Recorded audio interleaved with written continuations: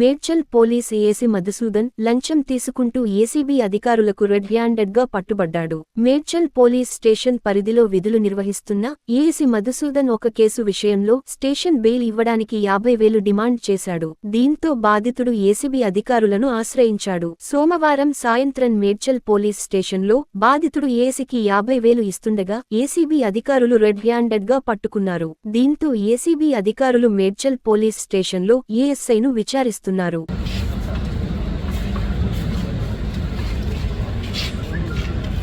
మన Saturday 5th నాడు ఒక కంప్లైంట్ విశ్వనాథ్ అని చెప్పేసి యాంటీ కరప్షన్ బ్యూరో ఆఫీస్ నాంపల్లికి వచ్చేసి కంప్లైంట్ ఇచ్చాడు. అతను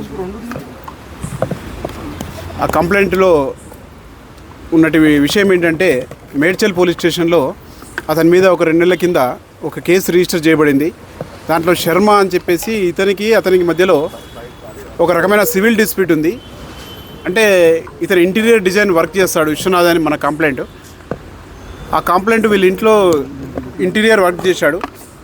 4 lakhs తీసుకుని 4 lakhs వర్క్ చేశాడు. ఇంకో 4 lakhs వర్క్ మిగిలి ఉంది.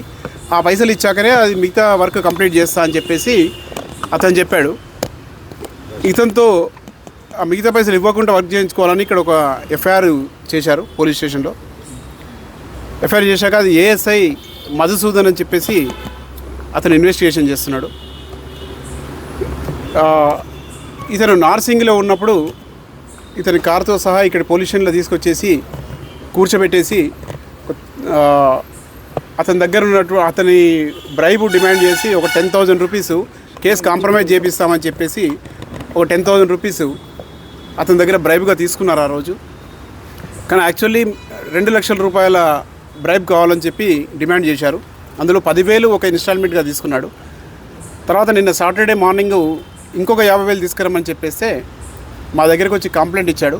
తర్వాత ఇక్కడ సాయంత్రం వచ్చి మళ్ళీ టైం తీసుకొని వచ్చేసాడు. మండే రోజు వస్తా అని చెప్పేసి ఈరోజు ఏసీబీ ఆఫీస్లో ఎఫ్ఐఆర్ చేసేసి మేము మధ్యాహ్నం ఇక్కడికి వచ్చాము. ఈవినింగ్ రాగానే ఆ కంప్లైంట్ తోటి మాట్లాడేసి పోలీస్ స్టేషన్లోనే వెనకకి తీసుకెళ్ళి ఆ 50,000 రూపాయలు తీసుకున్నాడు. తీసుకోగానే మేము ఇమీడియట్ లోపలికి వచ్చి పట్టుకున్నాము. అతని ఫింగర్స్ కూడా కడిగిపించాము. రైట్ హ్యాండ్ తోటి తీసుకున్నాం కాబట్టి రైట్ హ్యాండ్ ఫింగర్స్కి ఫినాప్థలిన్ టెస్ట్ సక్సెస్ అయింది.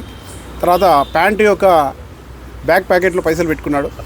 ప్యాంటు కూడా కడిగిపించాము. అందులో కూడా ఫినాప్థలిన్ టెస్ట్ సక్సెస్ అయింది. తర్వాత 50,000 కూడా అతని దగ్గర సేమ్ అమౌంట్ అది రికవరీ చేశాము. ఫర్దర్ ఇన్వెస్టిగేషన్ చేస్తున్నాం ఇంకా కేసు.